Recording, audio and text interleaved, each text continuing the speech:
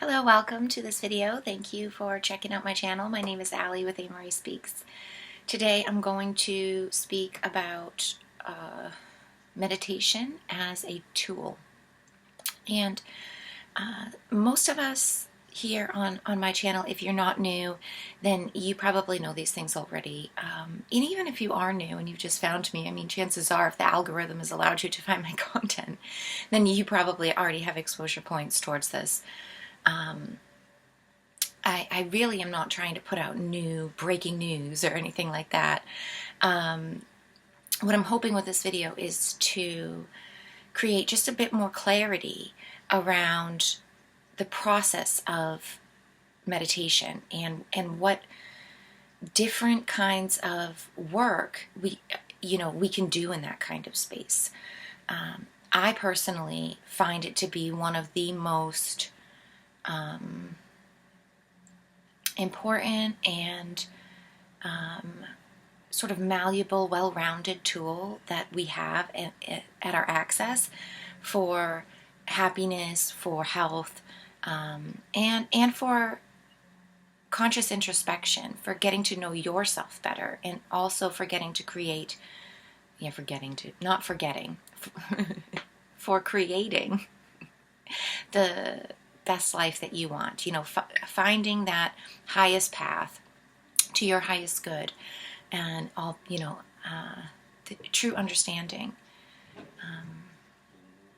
So I am hoping to just speak a little bit about the aspects of meditation. I myself have put out quite a few different styles of meditation on my channel here, Amory Speaks 2, as well as my original channel. Or if you're finding me on BitChute, then it's all in one place there. And I have quite a few meditations on BitChute. I at first wasn't putting them over there because I didn't think it was something that people on that platform would really be interested in. However, then I thought, you know what? Maybe that's a reason to put them over there because there isn't a lot of content like that over there. So most of them are on BitChute available as well. It's not as nicely combined into playlists like I have on YouTube, because like I've complained numerous times, BitChute does not have this kind of user fluidity to where you could just make a bunch of playlists and it's nice and easy to find.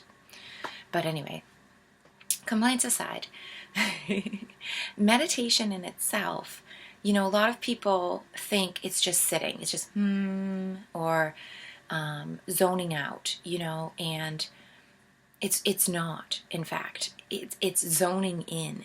And more importantly to me, what I'll put out here at the forefront is that to me, God must be included in meditation. The whole container, the whole creator, source itself, your source, has to be included in this kind of process. It's a process of connectivity and communion, honestly, to being seen fully, by all that is unseeing at that time. And a lot of people come at meditation from this kind of perspective or angle that you're bolstering yourself up, that you're doing something private, alone, and that it's for you. It's very self-gratifying and self-serving. And on a very superficial level, it is. But if you don't know there's an underbelly, you're really gonna drown because you're skating on really thin ice. And if you're not aware and you're not ready, if you don't have your life vest underneath there, or you don't have swimming legs or whatever, you're going to be unhappily surprised at some point by the results of your meditation, because it's not about just self. It isn't about anything superficial or anything that can be physically showcased and proved. This is things that go into the mental and spiritual layers of yourself and of this world. And those are not things that are easily translatable in a malleable language like speaking. You know, it's a different form of communication. It's not any less real. It's not made up. It's not imaginary. It's very much real. And the more that we can gain confidence in understanding that, the better work you're going to get out of it. I've heard quite a few people in different angles, different channels, speaking about meditation being demonic, speaking about meditation, having led them on mental breakdowns, having brought out dark nights of the soul, having really just filled up their egos and brought them further and further away from any sense of connectivity to the whole, and made them feel more isolated. And I'm not saying that isn't a potentiality of the work, because it is. But you've made the choice to angle your work and run in that direction, whether it was consciously or unconsciously, or whether you were misled because you didn't think clearly for yourself in the first place. But to bring it into, the center point of owning our own accountability for our sovereign responsibility here, that's step one in even doing anything and getting good work out of anything, is understanding that you're accountable for all results that you see, feel, assume, relate to. All of those things are so unique to you. And it's not to lay fault or blame. There's no such thing as those things. It's about transparency. It's about recognition and acceptance. It's not about casting out future bad feelings onto a thing to force you into some kind of conforming thoughts and habits about, that in itself is poor management of understanding where ripple effects come from. They come from the drop initial, and they spread out. You can't go chasing out effects thinking that you're ever going to find the root source from there and be able to make corrections in that. The fact of the matter is we need to know or recognize where that source point is, and then watch for it to happen again, and see at that moment when it's happening what is happening for real, and owning accountability at that moment, and then making changes from that position, and it might be next time, it might be years later, it might be another circumstance doesn't come up for a week or another day or something. It's not to be caught. If the symptoms are already in full expression, you've missed the time to do the corrective work at this point. It's not over. It's not the end all be all for anything. It's just for you to recognize where your power truly lies at, and where action happens from.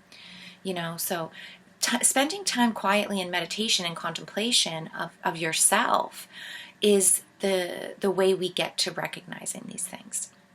And so this is why I say we have to have a connectivity to God, to Source, to your ancestors, to your higher self, your spirit guide, whatever, all of these different recognition points or ways of organizing that which is greater than the self, that which is most powerful and holds the rules to this world. And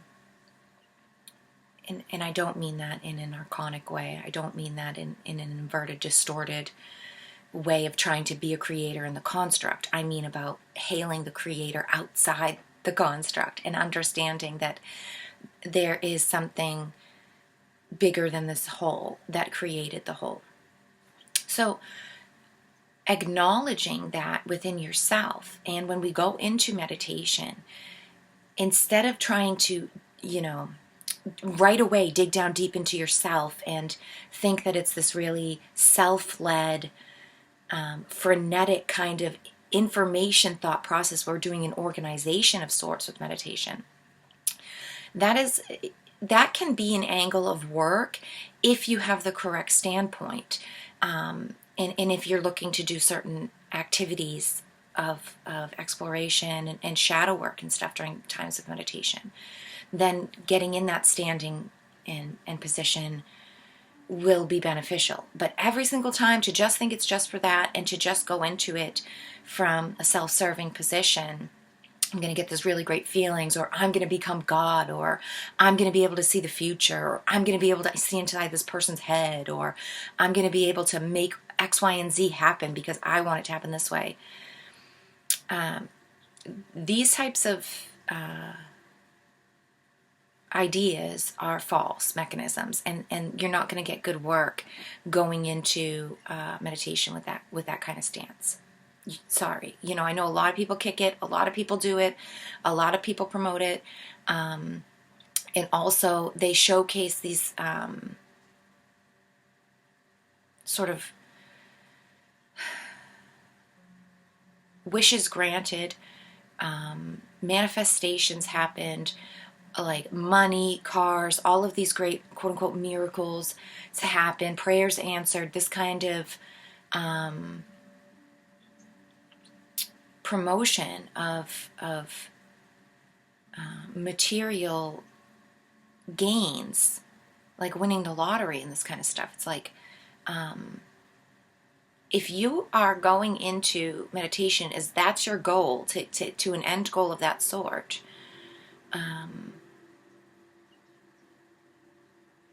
free will, universe, you're free to do what you want, go for what you feel, go for the gold in your own ways, but there's truth in the saying that money doesn't buy happiness. There's real truth in when you look around at upper class society, or you look at rich people or celebrities, and they're miserable off camera. They're miserable in their lives. They have drug problems. They have their own prescriptions. They have all of these truly deep-seated issues, even though they have big money, even though they have a nice flashy car, even though they got that poster wife or whatever, or that ideal husband, they're still miserable, or they're cheating on them, or they're whatever. This is because all of this, it was sponsored by ego. It was sponsored by self-gratification and feel-good moments. That's not real life. It's not what purposeful gratification actually feels like, or comes from, or manifests as.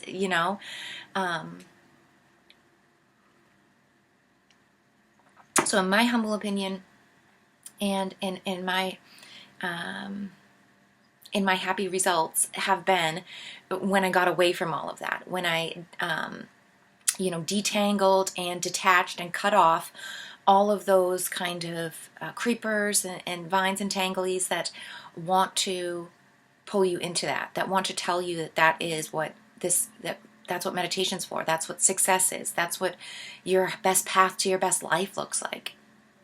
And some people will even start to throw in connectivity to God. That's what, if God loves you, or thinks you're a good person, or thinks you deserve it, then you'll have all of these things. You'll have, same thing with these big ministries, these big Hollywood churches, and all of these, I forget what they call them. They have a really good name for them. I'm going to say for-profit Christianity, but I know that's not the term for it, but it's something like this, profiteering, or prophet prayers, or something like this. I can't remember it, but it's a cool name. But that's these big shows of this kind of crap is crap, honestly. And no matter how they dress it up, they might put beautiful frosting on top. It might look really great and delicious and sparkly with but it's still a crap cupcake. They dress it up and so that you eat the entirety of it, and then you're stuck in this loop of their negativities. But again, if we get into real meditation, if you get into a place of true transparency with self, where you can have conversations with yourself, your inner selves, your inner child, your ego, your higher self in there, all of these different kind of aspects will be screaming, yelling about this is that, we think this. And the loudest ones are the ones that you don't want to be listening to, because truth speaks quietly. Love whispers. The heart song is very quiet. God speaks without audio. It's a different listening required in order to hear these things. And so this is, meditation in itself, sitting in silence, ridding the mind of thoughts, coming back to points of peace and neutrality in the self. These are the exercises that they are not physical, but they literally are sort of stations in the gym that you have to go through in order to have a fully balanced strength to operate in the world. Everybody wants to just operate out in the world and just get all the service points and do all these things and be seen as, great and helpful and good. And it's like we're putting the cart before the horse with all of that. And everybody's wondering, why we can't get anywhere. And I'm saying we and us and you in a plural community sense, because I've been there, and not to say that I won't ever be there again. And at times in my regular life, even through committed practice of over 10 years, 15 years, I could probably say with a great general window of at least 15 years, to be on this practice now. It's like there's still pitfalls, there's still catalysts, there's still these hurdles that come against, there's still screaming ego with a bullhorn once in a while. And I'm like, bro, how did you get that bullhorn? I threw that out like 10 years ago. Why? You just brought it back? You're just back with that same old, you brought the soapbox back? Like, but it happens. And with it is like, instead of condemnation, sorry, my light is starting to dim out. Whatever. Instead of condemnation and blame and guilt and shame and all these things, they aren't even real. Those things before you just start casting them on, you just start, they'd be on there. And it's like, through more time in quiet meditation, you realize when that's happening. And it feels uncomfortable. It feels alien. It feels not real to you. And it's an ability to say, wait a minute, I don't want to put that back on. You feel like the heaviness, or you feel the itchiness of a bad fabric or something. It's just like immediately you're like, no, this is not for me. But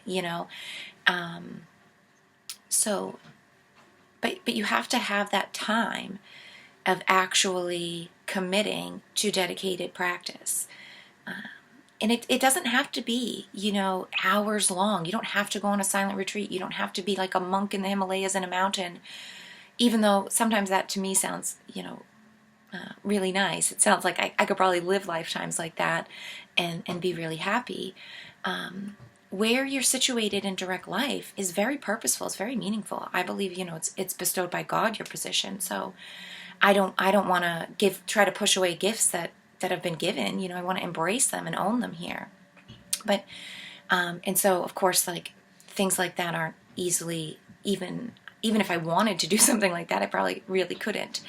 But to integrate the same value of practice, of respective communication, of respective privacy, of keeping your mouth shut, not just feeling you have to blab out every little thought that comes out into your brain, or every comment or every reply, but instead listening to that yourself, because those things are for you, and then allowing a filter, not filtering yourself in a negative way either, but in a kind way, is to say, would I say this to somebody I love? Would I have this response if this was so-and-so instead of it being you? And a lot of times, just having that moment of self-reflection will really change the response, or really change the way that you choose to react.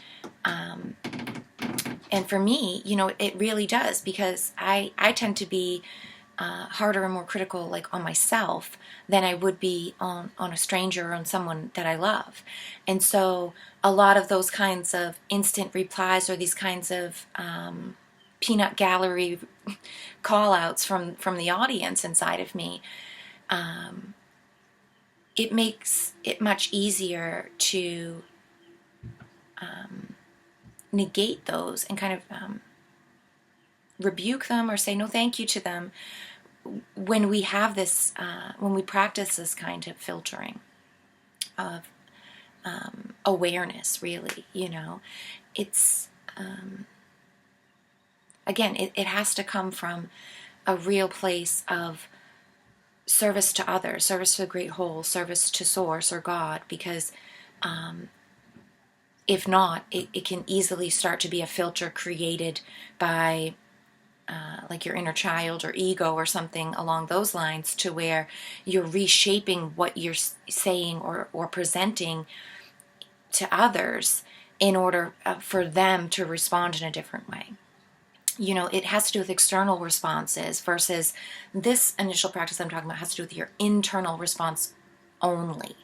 You know, you're really doing the corrections or looking and seeking to see where poor alignments are in order for yourself to be healthy, well balanced, to be in positive productivity, and to offer out a clear message to others, something that's more true and not distorted by initial fear responses or worry or anger or over even the over amplification because you think immediately you like this person, or you have a feeling like, oh, you have X, Y, and Z in common, and so now you want to sort of bolster up the commonalities to make yourself be more appealing to them in some kind of way or something, you know. All of those sort of checkpoints, if it has external validation tied into it, then we need to back up out of it immediately, because that's this sort of warning red flag from yourself, from source and positive alignment that says, ooh, negativities are coming in, whoop, the wheel is turning this way, you're turning to self-service, and you're closing out your boundaries from the external and looking to serve yourself here. And when we do that from an external service position, that's when things get wonky. That's when we have imbalances come in, because the correct, nice flow, organically set with the tool of the instrument of the body vessel, is that torriedal, the external torriedal, is actionary and it flows outwards. And it is more concerned on action and what it's doing than it is on retribution at a later time. The retribution is absorbed retroactively. It's not based on actions. And when we start to think about self-serving things and we turn our inner system into everybody needs to be feeding our system, and our external torriedal starts to be self-serving and negatively aligned, it's seeking, oh, what can I draw in? What do I need? What can I get out of this? It has a rebound effect, a pole shift, which causes, you know, the electromagnetic torriedal to turn backwards and to spin in the opposite way, in an inverted way, and this causes big problems because, well, I won't get into becauses because I'm already at 25 minutes, and I've done so many videos about service alignment and torriedals and balancing of energies, positive and negative, and if you haven't heard me ever blab on about that, I have tons of videos on it. If you scan through this description, you'll see down there about energetic systems and level 1 class or intro videos. Click on that, and I have 6 levels of like 60 videos talking about that kind of stuff if it interests you. But you don't need to listen to me and you don't need to hear those things in order to go inwards and practice true meditation, because God leads us through this information is for everyone. Just like God's for everyone, just like goodness is for everyone, just like highest purpose, everyone has one. Everyone has sovereign gift to life. If you're alive and operating here, you've got it. You know, you can't argue it, you can't debate it, you can't give it away. So if you go into meditation with this actual asking of God, source, higher self, I am looking to just listen to you. I am here, show me the way. You will find the same answers. You will find all the things, all the keys, all the esoteric teachings that everybody's always so cultishly trying to hold on to for themselves. And you will find the great truths that speak these things to across time and space, because they're never changing and never lasting. But the point is that you have to go into the practice with the right intentions, which is an intention of honest seeking. It is an intention of true connectivity to the whole.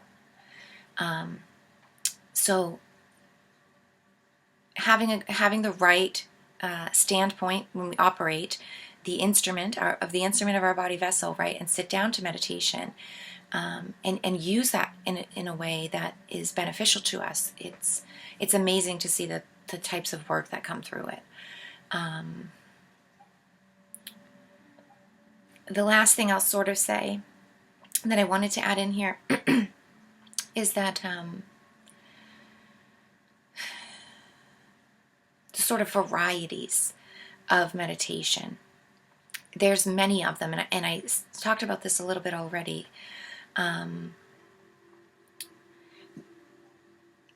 Meditations that are centered around grounded self-work are the best types of meditation to look for initially, or to get into, or to be a part of. There's a lot of different kinds out there. There's, all types of versions of hypnosis. There's astral projection. There's all of these. There's remote viewing. We have all these different types of I don't know, they're like promised capabilities. They're almost like technology in themselves, that people really want to get into, people really want to do or view for themselves, or see that it can be done, or feel it for themselves. And that's okay. But we should also remember that having exclusive prerequisites or assumptions about destinations, strict results that we think we want, that is very negatively aligned. And you're basically taking out from infinity, or from potentiality of a great gradient of 0 to 100, you are saying, well, I am only allowing like 60 to 75, and that's the only numbers in place along the whole spectrum that I'm operating in, and that I'm going to allow and look at. First and foremost, I'll say to you, I chose those numbers for a real reason. I didn't just grab them out of nowhere. I chose 60 to 75 because 6 and 7.5 are these perseverance, mastery stages that everyone wants to get to, and that is showcased as sort of you've made it stages. But there is 1, 2, 3, 4, and 5 all before that, 6 and 7.5 area, that everyone gets displayed as sort of like the winner's cup at the end of the race. And you know what I'll tell you is that, sorry, that's a lie. In the first place, people never even been on the race. They've never won that cup, because they don't even understand that 6 to 7.5 that they're naming their claim to is the greatest end all be all, the top of manifestation, and them to sit on the top of the mountain and to be, the highest members in the cult or whatever, or at the pinnacle of the hierarchy. It's not even. You still have 8 and 9. And you don't even, those who've never been on the whole journey and have only seen it from an outsider's point of view, they will think that that's the end. And you can easily be mind controlled if you skip over 1 through 5 or any portions in there. If you're not on free discovery, organically moving through the sequence on your own, you're not going to get the lessons. You're never going to move into 8, because 8 is a culmination of lessons. 8 is when it all ties into the lemniscat and you realize the circle back. You realize the whole picture. And 6 and 7, and the people with their trophies who think that they're doing these remote viewing astral projections, talking to all of these other entities out there, and there's some kind of voice for humanity and humans in this kind of chain of connectivity, and then they want to boss everybody around because they have something everybody else doesn't have. It's not real, and it's very fake. They don't even understand the complexity of the trophy they think they're holding. because if they did, and if they'd ever even caught sight of 8 and understood what Great 9 is about, they would never showcase out a trophy to everybody else. Because that's not even the point of it. Everyone's trophy is different. Everyone gets a trophy. It's not one trophy. It's not,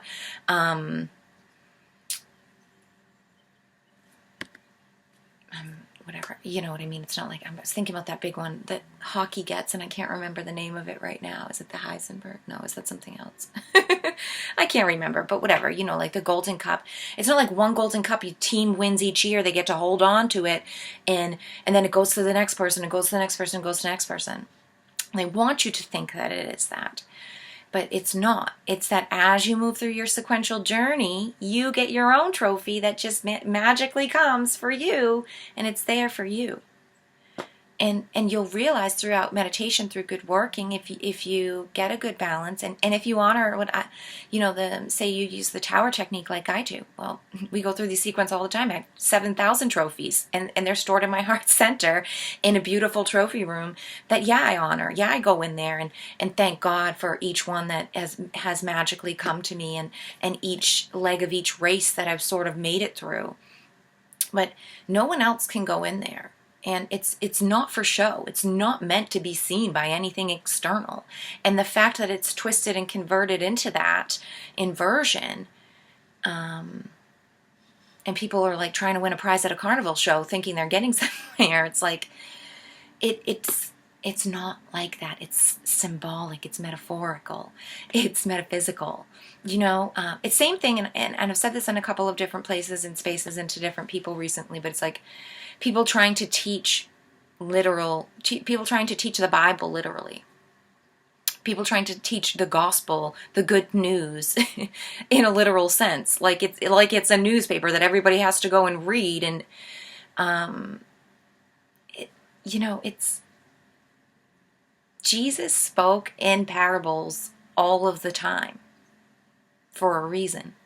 Now, why would he want people to exercise their metaphorical mind to understand that the physical representation of the world, the literal interpretation of what we see in the world, is just one part of the world? That there's energetic world, that there's a spiritual world that he was trying to teach through layers. Why would he do that if literal was the answer? If it could be explained in that sense, wouldn't he have explained it in that sense? You can't get the black and white, quote unquote, literal blank, one page. You can't get the one page picture of it unless you know the whole background, unless you've already taken time to see the depths of it. So it's like, sorry, it's not that what some people are plastering that it is. It is simplistic in its model. It is accessible to everyone. It is individual to everyone. But the difficulty is how you make it. You have to go through your own strides in order to get there. And to me, meditation is comparable almost to sleep in a literal sense, and in a very material body sense, in the organic world sense.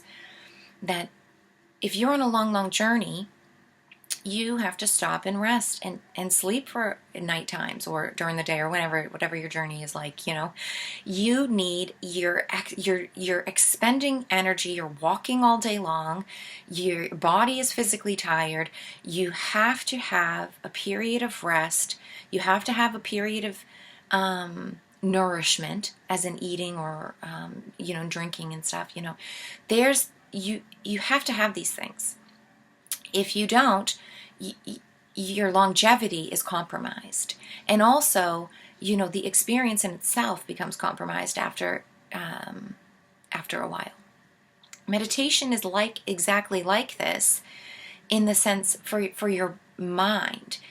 In your spirit too, you need these points of turning off all thoughts, of turning off the sort of projections and the analytical side of the mind, all of the organization, all of the, sort of like the computer-esque processing portion of the brain, right? That needs time to rest too. That needs time to shut down. So meditation is really, one form of meditation is very much like that, and it's a necessity. I myself, I know the proof is in the pudding in this, because over the years, like I said, about almost 15 years of pretty much steady practice, there's been a few chunks of time where I've gotten away from quiet meditation. And huge differences. After a little while, it's almost like it feels like an avalanche of emotions or an avalanche of issues fall down. And it's like, where did they come from? It almost feels like they came from nowhere, But I had put off doing that kind of practice for a while,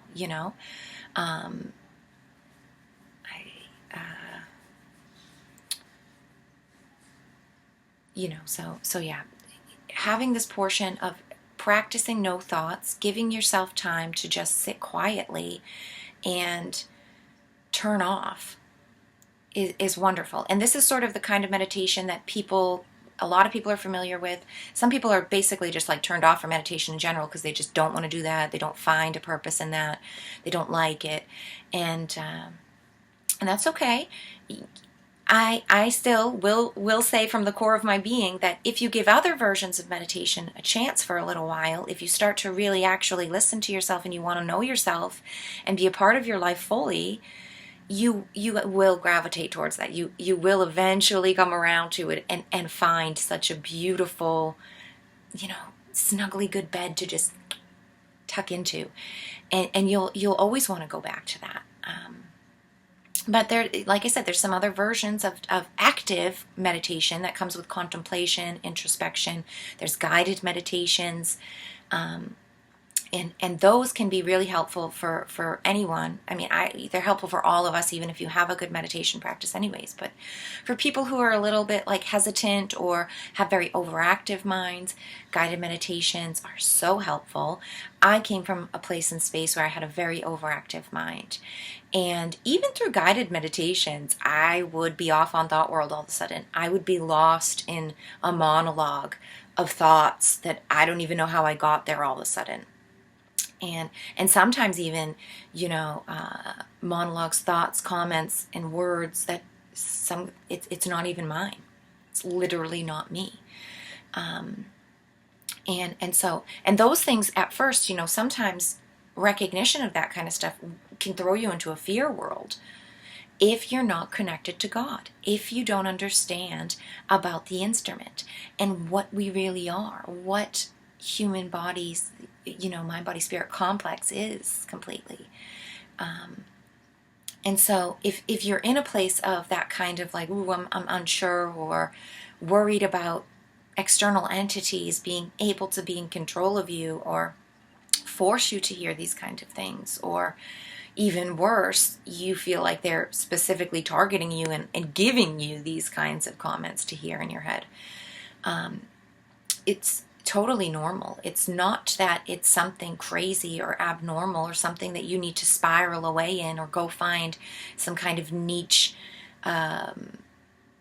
mental health facility to like help you, or some kind of like religious dogmatic exorcism or something like that.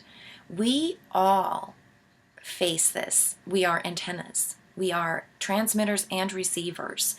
And there's a lot of stuff out there. There's a lot of junk flying around in the airways. It's just like when young people these days probably won't know about this.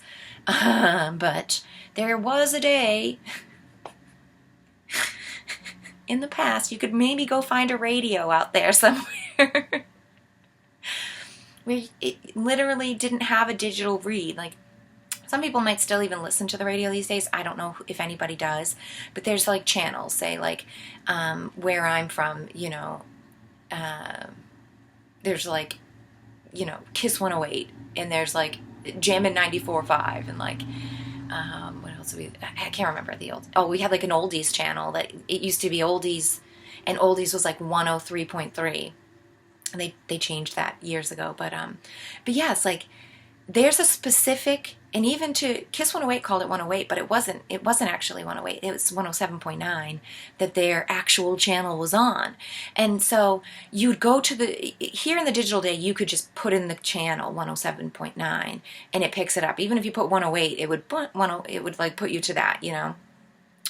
But it used to be a dial, and you had to dial and listen through the static and the other channels and until you got to that 107.9 or that 94.5, and then you'd hear the song, or you'd hear the commercial or whatever, and you'd wait till it came in very clear, and then you'd leave it there. And sometimes you'd move the little antenna around, just say, got it really right, and then don't touch it, and you're on the channel. That is such a beautiful metaphysical metaphor for what we are and who we are and what's going on in the world around us. No radio station is broadcasting out to you and your location. They broadcast out in 360 degrees in a radius, and you pick up the broadcast. You could feel like the songs are just for you. You can feel like it's just sent to you, but the fact of the matter is, it's just out there. We have the capability of what we're tuning into, how high we turn the volume, and what why we're listening to it. So, and getting into meditation, it teaches that tuning. It teaches what static sounds like. It teaches you how to move the dials and understand that you own the right to the equipment, to the radio. You are the instrument. You're not what's playing on it. You're not what's playing through it. It's something different. And when you tune into the channel of God, you get outside the proximity of every man-made radio station out there. The archons are making their own. Regular people are trapped up in negativity making their own.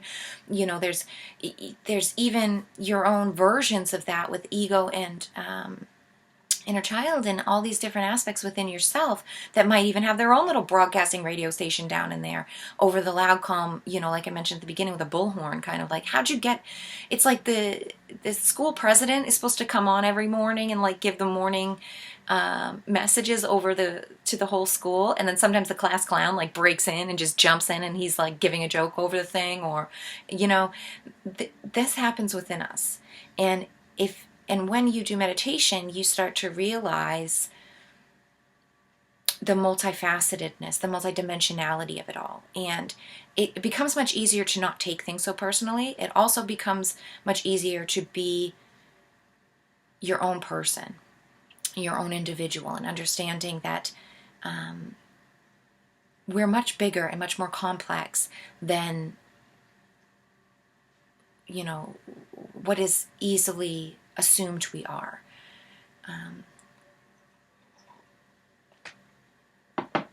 So this is the other thing. Sometimes people don't understand standpoint, don't understand equipment and technology and what we are and what's out there. And they go into meditation and they find a channel they love, and they start to resonate. They start to think they're the channel, they're the broadcasting, or they have to go be a part of it. And this is how people get wrapped up in, malalignments and get entangled with others in kind of ways that are incorrect. And then you can even start to reflect back things that aren't even of you. You can start to become something that you're not. So it is something, meditation is something that we have to really be mindful of. But it's not something we need to be scared of or worrisome of if you have a real, true connection to God. If you can get in there and own that truth of connection, of sovereignty and purpose of your life as this deeply rooted cord that can never be swayed or moved or taken away from you. And so when we really learn that and we hone that and we sit with that, you'll notice tugs. You'll notice when you're drawn away or someone else is pulling you away, and you can have better responses to that. When it takes the wanting to do it, it takes the wanting to listen. You know, just like having meditation practice, you have to actually commit to it. You have to actually dedicate. And like I said before, it doesn't have to be hours. It can be 5 minutes. It can be, start off with, set your alarm for 2 or 3 minutes and see how difficult it is to just try to sit there, you know, and then come back again tomorrow and try again, or come back later in the day when you've got 2 minutes or 5 minutes.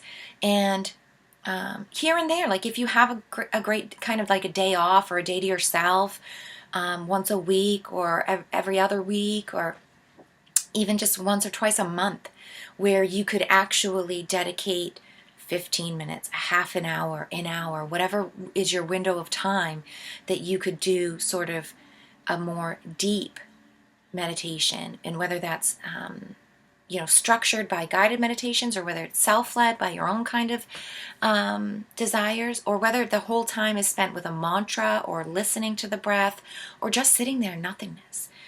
Don't let the nothingness make it feel like you're not doing anything. Nothingness is actually more important and something than any of the work, than anything that appears to you, than any visual or any symbol or clicking connectivity of an aha moment or epiphany, all these things that can come through in a quiet mind. The quiet mind in itself, the peaceful state of nothingness, is the gift of God.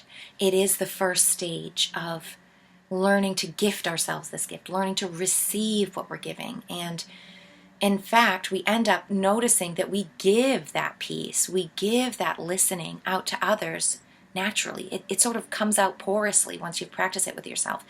And people notice it. People are like, wow, you're a good listener. Wow, you're so receptive, or you're, sympathetic, or I could just talk to you, or, and it's not like then you have to be like, oh, I'm the voice for God. Oh, I'll speak from my heart, and God, give me the right words to say to this person. Let me tell them their future. Let me tell them some secret they need to hear. Let's give them their epiphany. No, you're not here to give others those moments. You're here to inspire others to go find them for themselves, because you can only uncover those kind of things for yourself and by yourself. Others can shine light on things. Others can bring up recognitions that you've muddled around, but there is no way to do the work for another. Christ consciousness is a partnership within the self that is recognition of self. It's recognition of true knowing of your connection to your God source, to our God source, in a very individual way. So while we can help people, while we can handhold through this, while we're all walking the same walk, you can't walk another's walk for them, So yeah, having these times and spaces for ourselves is really, really important. I've kind of gone on around a roundabout way of explanations instead of giving kind of the direct techniques and workings that I hoped for, but maybe I'll come back in another video and do that. I'll leave this as sort of a blab for a video for anyone who wants to hear me talk for a while. But thanks for listening for this long. I appreciate anyone who stuck with me and cares to hear. If you have any kind of meditation techniques or questions or things that come to you that you'd like to share, please feel free to share in the comments or send me an email. We'd love to hear back from anyone, to hear individual experiences. I think that's what we're meant to share. Not that we have to make our experiences like anyone else's, or that we need to match them to say, oh, it's real because it matches mine. But instead, they're all real, and hearing other different experiences is its own version of external confirmation. So feel free to share if you'd like to, and yeah, see you around next time.